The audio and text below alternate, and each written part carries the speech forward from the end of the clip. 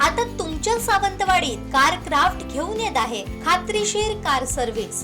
Maruti Suzuki car सर्व्हिसिंगचा मुंबई आणि ठाणे येथील 20 वर्षांचा प्रदीर्घ अनुभव आता आपल्या सेवेसाठी सज्ज। पत्ता car craft services private limited, plot number 21, जुना मुंबई गोवा महामार्ग, चितारी हॉस्पिटल जवळ, कोलगाव भोम, सावंतवाडी। आजच अपॉइंटमेंट बुक करा। खरं तर तळवडे जिल्हा परिषदेमध्ये संपूर्ण महायुतीचा जोरदार असा प्रचार चालू आहे। आज आम्ही सर्वांनी एकत्र येऊन गावच्या प्रथे परंपरेप्रमाणे आज इथे श्रीदेव भूतनाथ आणि सर्व ग्रामदेवतांना आम्ही त्यांच्या चरणी श्रीफळ अर्पण करून सर्व जे गावचे ज्येष्ठ जाणते सर्वांच्या उपस्थितीत आज इथे नारळ ठेवलेला आहे, त्यांचा आशीर्वाद घेतलेला आहे आणि इथून आता पुढे डोर टू डोर प्रचाराची सुरुवात होणार आहे। मतदारसंघात फिरत असताना जनतेमधून कसा तुम्हाला प्रतिसाद मिळतो? अत्यंत चांगला असा प्रतिसाद मिळतोय आणि लोकांचे प्रश्न आणि ते प्रश्न आज आम्ही सर्वांनी एकत्रित येऊन आम्ही सोडवू शकतो अशा पद्धतीची आम्ही त्यांना ग्वाही देतो। तळवडे मतदारसंघ तुम्ही आपला म्हणलाय, आता तुमचं पुढचं व्हिजन तळवडे गाव मतदारसंघासाठी काय असेल? तळवडे जिल्हा बघा, सिंधुदुर्ग जिल्ह्यामध्ये 50 जिल्हा परिषदेचे गट येतात। मी एवढी ग्वाही देऊ शकतो या सर्वांच्या आशीर्वादाने आणि की तळवडे जिल्हा परिषद या सर्व 50 जिल्हा परिषदांमध्ये 1 नंबरला असेल एवढी मी मात्र माझ्या अनुषंगाने मी ग्वाही देऊ शकतो। गावडे साहेब, सुरुवातीला इथे स्थानिक आणि बाहेरचा असा एक मुद्दा केलेला। आज जी गर्दी बघतोय, आज युवा जी सगळी तुमच्यासोबत आहे, इथल्या स्थानिकांनी तो स्थानिकाचा किंवा बाहेरचा हा जो मुद्दा होता तो खोडून काढला असं वाटतं तुम्हाला?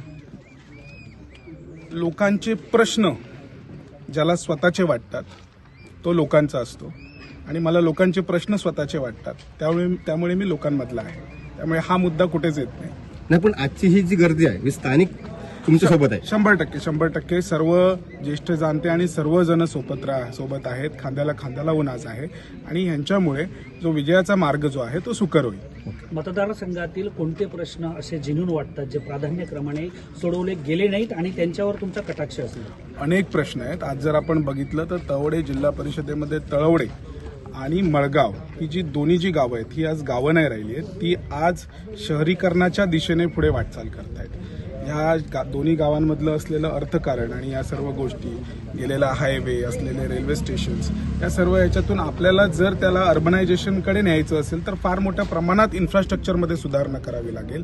ज्यामुळे कारण की कसं असतं की ही आज छोटी गावं राहिली नाही आहेत, ह्यांना आपण छोटे निधी देऊन त्यांचे प्रश्न सोडू शकत नाही। तर ह्याला एक वेगळ्या पद्धतीत चांगले निधी देऊन इन्फ्रास्ट्रक्चरमध्ये सुधारणा जर केली तर इकडे येणारं जे शहरीकरण आहे, सुधारणीकरण आहे, हे संपूर्णपणे वाढेल। सावंतवाडी टर्मिनस हा कळीचा मुद्दा राहिलेला आहे आतापर्यंत।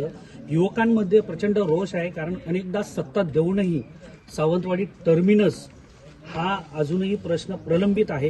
त्यासाठी तुमचे काय विशेष प्रयत्न असणार आहेत? कारण प्रदेशाध्यक्षांचे अत्यंत तुम्ही निकटवर्ती आहात, राज्यात केंद्रात सगळीकडे भाजपची सत्ता आहे, तुम्ही निवडून आल्यानंतर सावंतवाडी टर्मिनसचा मुद्दा कशा पद्धतीने हँडल करणार? आपल्याला सर्वांना माहिती आहे की आत्ताच आपण सन्माननीय प्रदेशाध्यक्ष रवींद्र चव्हाण साहेबांचं नाव घेतलं आणि चव्हाण साहेब ज्यावेळी इथे पालकमंत्री आणि सार्वजनिक बांधकाम मंत्री होते त्यावेळी सिंधुदुर्गातले 4 रेल्वे स्टेशनचं एक्सटर्नल अपग्रेडेशन झालेलं होतं, बरोबर।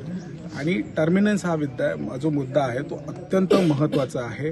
भारतीय जनता पार्टी आणि महायुतीच्या माध्यमातून, आमच्या सर्व नेत्यांच्या माध्यमातून, मग ते प्रदेशाध्यक्ष रवींद्र चव्हाण साहेब असतील, खासदार नारायण राणे साहेब असतील, आमचे पालकमंत्री नितेशजी राणे साहेब असतील, इकडचे आमचे आमदार दीपकजी केसरकर असतील, सर्वांच्या माध्यमातून हाही मुद्दा लवकरात लवकर सॉर्ट आऊट केला जाईल आणि सावंतवाडी टर्मिनस म्हणून जे चित्र युवकांच्या आणि सर्व ग्रामस्थांच्या नागरिकांच्या मनात आहे ते पूर्तीला नेलं जाईल। टर्मिनस हा विषय राहिला लांबच, पण सद्यस्थिती त्या ठिकाणी गाड्यांना थांबा मिळत नाही, तो मोठा प्रश्न आहे। त्या प्रश्नाकडे कसं बघणार? आम्ही राणेसाहेबांच्या माध्यमातून नक्की ह्या प्रश्नाला सुद्धा जास्तीत जास्त गाड्यांना इथे थांबा मिळेल अशा पद्धतीचे आम्ही प्रयत्न करू।